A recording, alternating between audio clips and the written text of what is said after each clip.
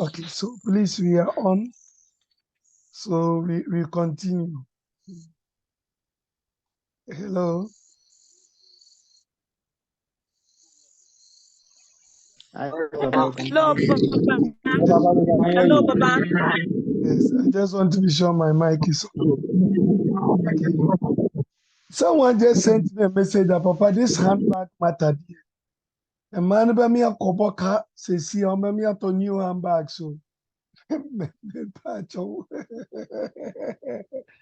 Pacho, boy. Okay, so basically, appearance is key. And then you enter, as I said, you, the man, is supposed to hold the handbag. As you enter, kindly wait for them to give you a seat after greeting. After greeting, wait for them to give you a seat. And then sometimes you may not be given a seat. They will just go straight for you and say, why are you here? Then you tell them that you have received an invitation to come for the interview. And that is why you are here. Very simple. When you are asked to sit, pull the chair for your wife to sit first before you sit. Let's note it. Then after seated, as you are seated, just face them. Don't be looking down. Look straight. Face them. The panel, they are also folks like the also in your church. They are your our own brother and senior people. They are not there to scare you. They are just there to be convinced that you have been called into ministry. Face them. Now, fluency, when questions are being asked, you should just be of yourself. Don't panic. First of all, you'll be asked to introduce yourself. Tell them your name, your congregation, your district. At least at that level, your name, your congregation, your district. If they ask you to tell them more, go further to tell them about where you come from and who you are married to. All those in a very simple ways, like myself, in a summary. Don't be too, elaborating on other things, just quite simple things pertaining to you. Because some of you, the questions when their question is being asked, the way you go about it opens up for more questions, which sometimes lock you up. Let's take example. Who are you? My name is Emmanuel Kwame Adolfo from Kwewu Ebitifi. I stay in Accra, in the Medina. I'm in the Grace Congregation, Babayara in the Medina district. I'm married to Mrs. Regina Kale Adolfo, who is here with me. I don't know whether you get it, quite simple. Some of you, who are you? Oh, my name is so and so. I come from some time ago. I was staying here and we moved to this place. And I was attending church at this area. But when we moved here, I went to this church. And then when I moved to that church, I was a children's service teacher. I have worked. And then later on, I was told to go on suspension because of my attitude. And then I don't know whether you are getting me. You are giving another whole essay, which is now going to open up more questions for you. Take it cool. Just go straight to the point. The salient things. Be fluent also with your speech. Here is not going to be local language. It's going to be English. So have a little bit control over the English language. And flow. This is not the time that you should be doing like this. Now I'm thinking as to what to say. No, just flow. If you know, yes, I do. You answer. If you don't, please, I don't. We move on. Now, the next thing has to do with the sense of calling into the ministry. Are you yourself convinced that you have been called into the ministry? That is the point. Are you yourself convinced that you have been called into the ministry? And this is what usually is on the form that we write. Call into the ministry. What did you write on your form? I remember asking that at least have a copy of whatever you wrote on the form with you. So that as you go there, because they'll be having it in front of them, so you tell them. Questions will be asked about what ministry is all about at this level, and then you should be on top of it. I remember when in our days at Trinity, TTS, there was a debate as a ministry being a professional vocation. This is quite a debate. But whatever it is, some take it as a profession, some take it as a vocation.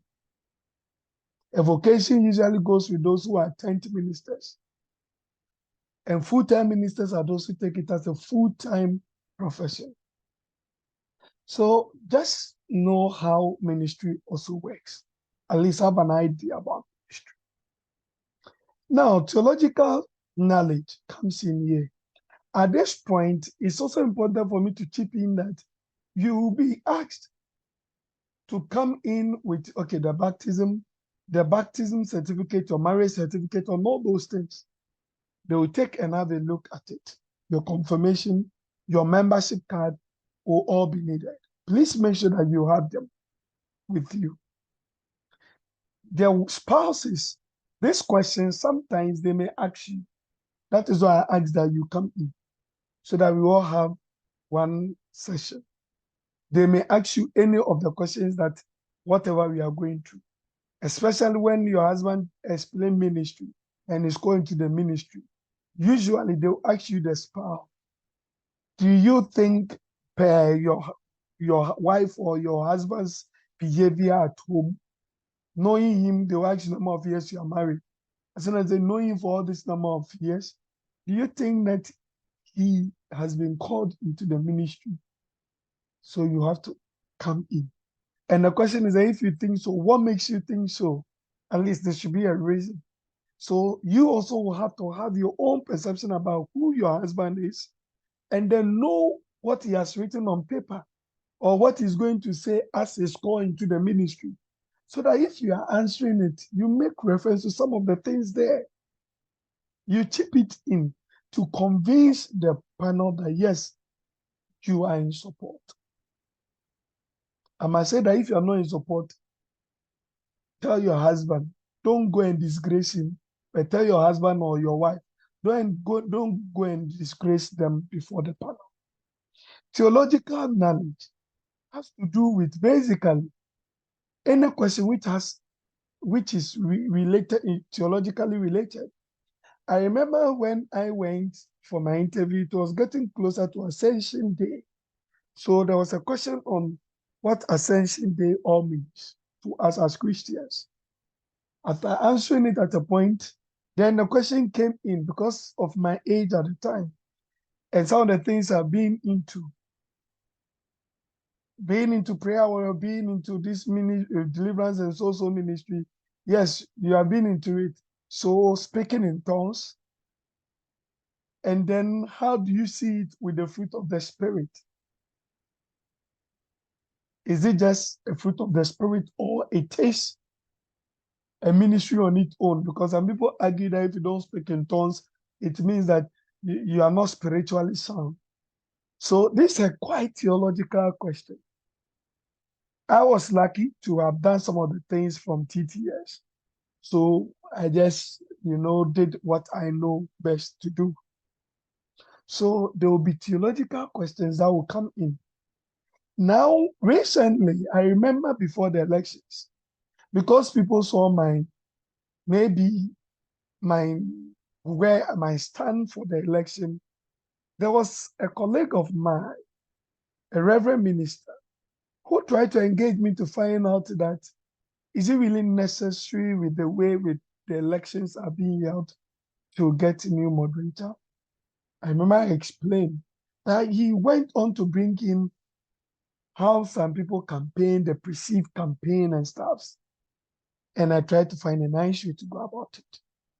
Theologically, he was trying to pin me down to something, but I was fortunate enough to have a simple way of using Matthias being chosen to replace Judas to answer that question. So the theological question can come from anywhere. The current team has to do with Jesus Christ, the Alpha and Omega. This is a serious theology, the beginning and the end. Usually, the Gospel of John, let us understand that Christ was in the beginning, he was the Word was, and he be manifested in flesh. But the end also is yet to come, which is in Revelation. So you also have to have a little flair on some of these things. I don't know which theological question will come, but have a flair on some of these things. Presbyterianism and liturgy. As a Presbyterian, do you have a membership card? When I show you what the Western Presbytery did, you could see that they broke it down. But this is a general one. Do you have a membership card? Do you have certificates of confirmation, baptism? Even when you're moving to the various stages in the church, generational group, did you graduate from children's service?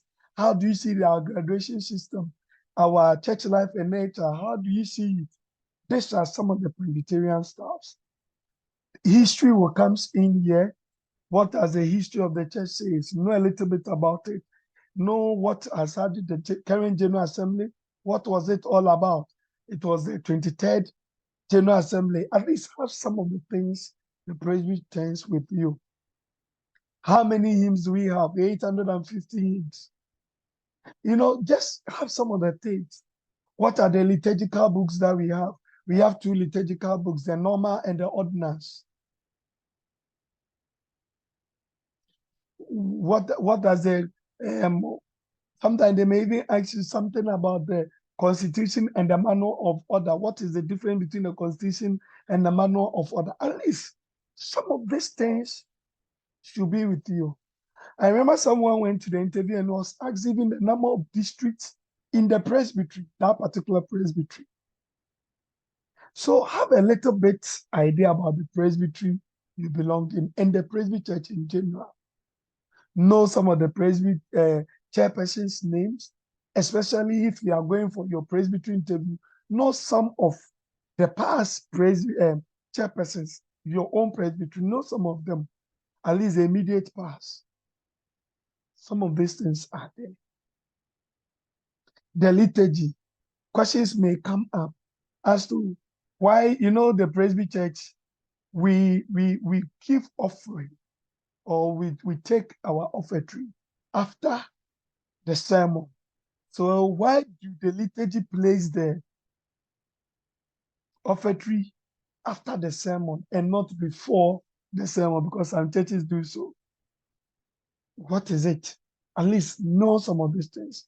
In the presbytery, we say that you are responding to the sermon, you are responding to the word of God. After receiving the word of God, you respond with your substance. That's the reason for that. So there are some of these things in the liturgy that you also have to know. Questions may even come as to what do you think is in our liturgy that should be changed? Or if you get opportunity, you advocate for it to be changed. Please don't go and start a whole thing like we need more time to dance, we need more time to pray, and we are not having deliverance. Don't go and start any debate there. Just go to things that you are comfortable to answer. Pick things that you are comfortable to answer. If you start an argument, you have to finish it. The PCD constitution is one thing that sometimes most of you don't even look at. Now, in the Presbyterianism, some of the things matches into the PCD constitution. A moderator, how many years does a moderator stays on? 5 years. How many years does the clerk of General Assembly stays on? 6 years. How many years does a chairperson stays on? 5 years. How many years does a clerk of a presbytery stay on? 4 years. I don't know whether I get these things. You should know them. You should know the constitution. How can one become a Presbyterian per the constitution? Belonging to a local or by birth? These are things in the Constitution. Let's note it. Have a fair idea about the Constitution. The departments of the church, they are all in the Constitution. What are the departments? How many departments do we have? We have 7 of them. Name them. Education, DSS, plan, finance, what ESR. Note some of this, mission and evangelism. Note them. Questions may come in your presbytery. Who is the ESR director? You have to know it. Who is the, so know the various directors at your presbytery level too, because this interview is at the presbytery. Go well prepared that in such a way that any question that has to do with your presbytery, you should kill it. There's a mosquito spray called kill it. Kill it once and for all.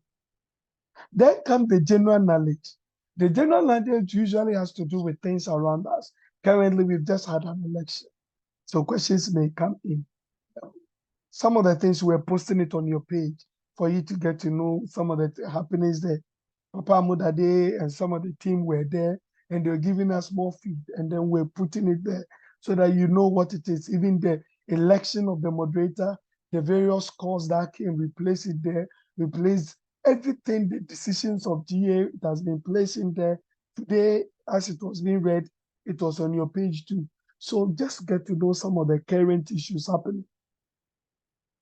It will be so sad for us to go to this interview and you are being asked who is the moderator elect. Or maybe a simple question, okay, who is the moderator of PCG? Just look at this question. Who is the moderator of PCG? And then you go and mention Reverend Dr. Nana Parikwachi. Shame. He has not assumed office yet. He is moderator elect. He will become a moderator, God willing, from 1st December. These things you should know. So who is the moderator? It's still Right Reverend Professor Joy Mante, J.O.Y. Mante. Know some of these current things. Why do we allow the moderator to sit after the election for about 3 months before he takes over so that he will learn? The Constitution have stated it today, so that the outgoing moderator will take him through the will take him through the office properly. These things are there. So let's know some of the current things, what is happening in the international front now. Niger is at war, and then ECOWAS want to send troops.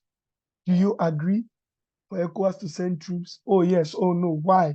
They give you a reason. Current economic stacks at the presbytery level sometimes is not so much, but maybe it may come. Know some of the things happening. Currently, we know BOG is in debt. Know some of these things. A little bit of them. It may not come for you, but it will come for another person. So I'm mentioning it all so that we all know. And then Christian maturity to be a leader. Aside all these things, a whole congregation is going to be placed in your hands. Should you go through?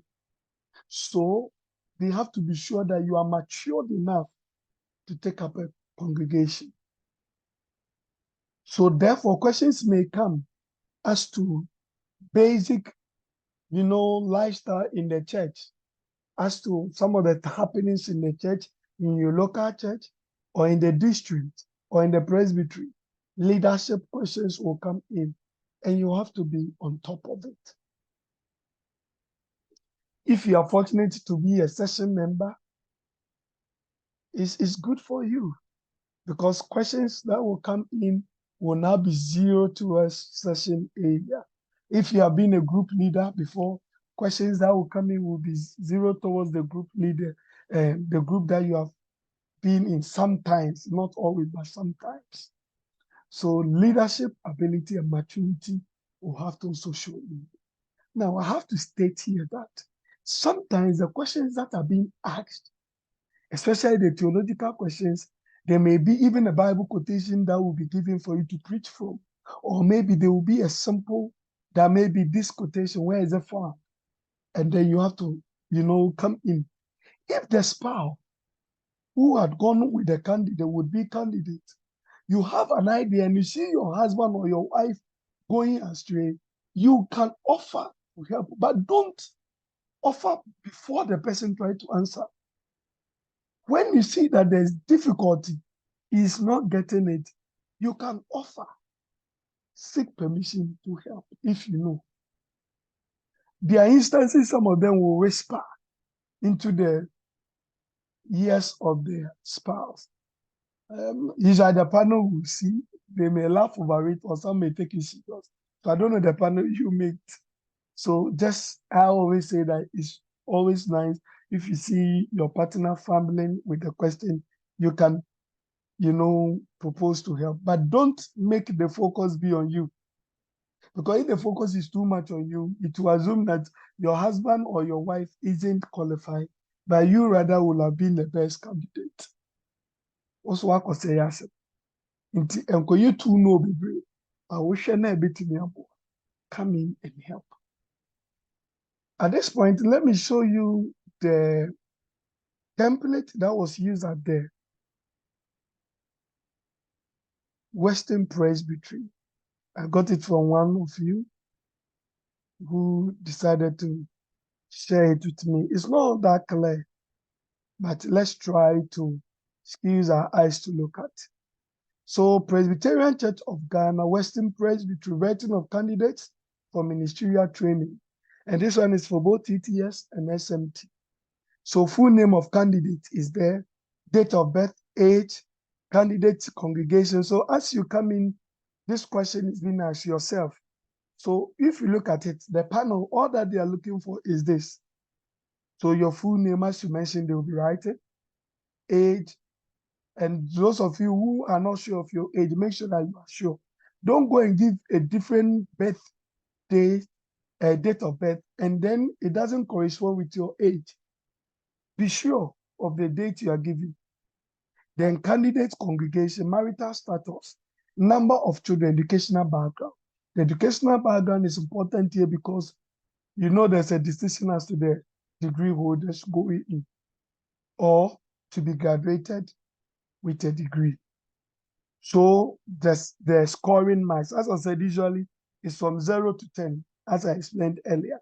So church life and leadership position or the church involvement. So as I said, questions about how you have been involved in church activities. Then the panelists will score you the mark from 0 to 10.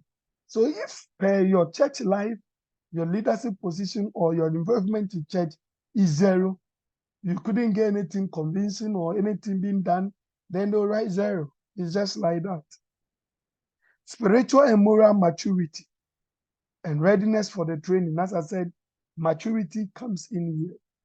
So spiritually, are you sound? Morally, are you ready for the training? If per your explanation, which has to do with your call into the ministry and all those things, they realize that it's solid, then they give you the mark. The person will score you. Ability and willingness to undertake vigorous church activity. The vigorous church activity is here has to do with your health-related activities. There are some people who are not healthy, who have challenges. Then it will be very difficult for you. If you come to my area here in Pasa, for example, if you are not healthy, it will become difficult for you to stay. Because we are using the motor and the road is not good and you are going with so much potholes, bang, bang, bang, and moving here and there. So if you don't have that much strength, it will become so difficult for you to work. Then commitment to church, commitment to God, and the zeal for the Lord. Here, doing your call into the ministry, as you are answering it, then they see how serious you are for God. Some people come and tell you that, oh, as for me, I didn't even want to become an osofo. It was my minister who said I should come and be osofo because he sees that I'm good. So you yourself, are you convinced? Maybe how? I think you'll be picked. No, it's about how you convince them, your zeal for the Lord. Then you'll be given the mark. So this was what was used in Western Presbytery this year, and I'm using it here. Leadership skills and abilities. As I said, your church is going to be in your hands. So we have to be sure that you have the skills and abilities to handle the church. Commitment to PCG and the Presbytery. So as I said, the national PCG as a whole, questions will come in, and the Presbytery. How committed are you in the Presbytery? Then the appearance, as I talk about, and composure come at number 7. How you appear and how you compose yourself, how you sat in, and how you were able to, you have fluent you were with your answers comes in.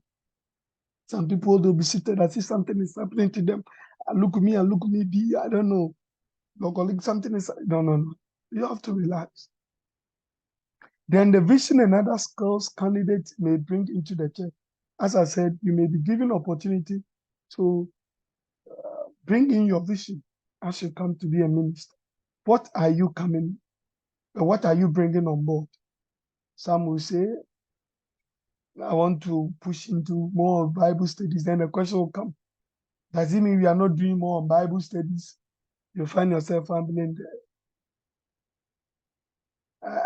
I am trying to recall what I answered when that question was asked. But I do recall that I did mention about this class. I remember I talked about a way to help those who want to go into the ministry come in. But I didn't know how I was going to do it. I was asked how. And I said, when we get there, we will find a way. Because I was already helping some of my friends at the TTS level. So I just used that one as an example talk. That's all. But today I find myself in here. And that is a good way to go. Commitment to family life. Yes, the minister has to take good care of his or your family. So your family life is very, very important. That's why you are there with your wife. So if you know you are not paying the children's school fees as a husband, please change from today. If you know you are not taking good care of the family, change. Because over there, questions may come up, and there will be a family person, a psychologist on the bench who may bring issues up. If you don't take your time, you go and mess up. Please, commitment to your family is key. Yesterday, I watched a movie on the PCG TV, and I think it was, is it Painful Heart or so, which has to do with a minister who neglected the family. And it's something we have to be more concerned. The role of a minister, that's what your role is. And you see over there, inspection of membership card. This membership card thing is a big issue. Some of you are not paying your tithe. You pay your tithe too. You don't go for speaking. So the ministers don't sign that you are taking communion. You are coming for communion. And so over there, it becomes a headache for your ministers. Because once the session passes you and you get any question that comes in, goes to your minister who recommended you to the presbytery. So please, your membership cards, pay your tithe and make sure that they sign when you go for communion. Okay, so this is all that we want to talk about today. As to the practical, I didn't want to go into the theory. I want the practical ones for us going for the presbytery interview. Reverend Amudade is online. I'll pause here and ask Papa to add up before we take the question and answer. Papa Amudade, Senior, please, over to you.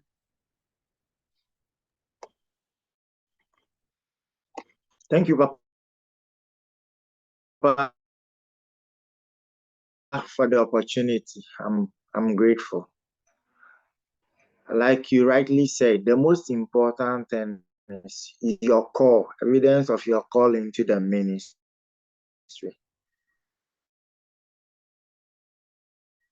like somebody, we were not there. So you have to prove to us that indeed God has called you. Self-wanting. Sometimes the answers we give leaves much to be desired.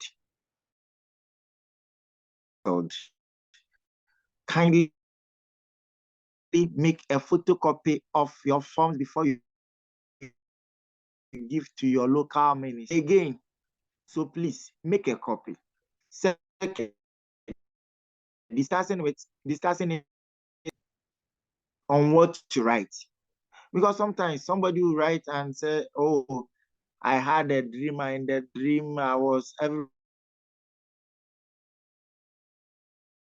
we don't deal with dreams. So kindly discuss it with maybe a minister or one of your friends, and then know how to couch the whole thing. It's very, very important. And also, still basing it on what Papa counseled. Discuss the issue with your wife or your husband, and then give him a copy of the forms, the photocopy. Make an extra one for him or for her, so that at least both of you'll be on the same path. I've been on the Presbytery interview committee, and we've had opportunities to, tell some people that we think they should wait a year or two more, because the answers they gave, it left much to be desired. And sometimes to our spouses, like Papa counseled, let's give them a rundown of everything, and then discuss the whole thing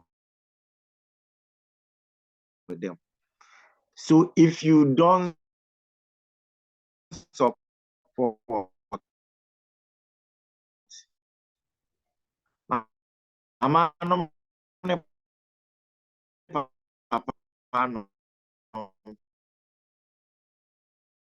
if you don't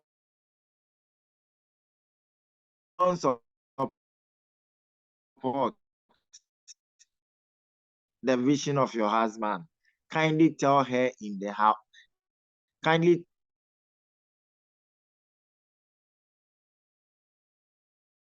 Papa, please, your line is breaking also. Can you reposition yourself so that we can hear you well?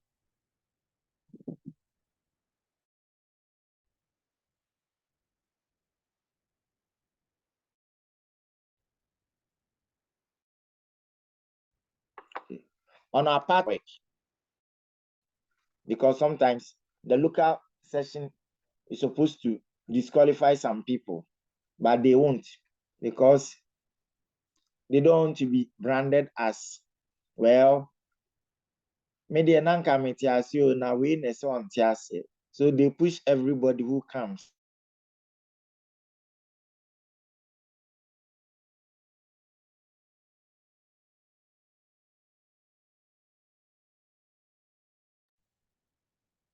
Papa, please, can you reposition yourself some more? We are not hearing you.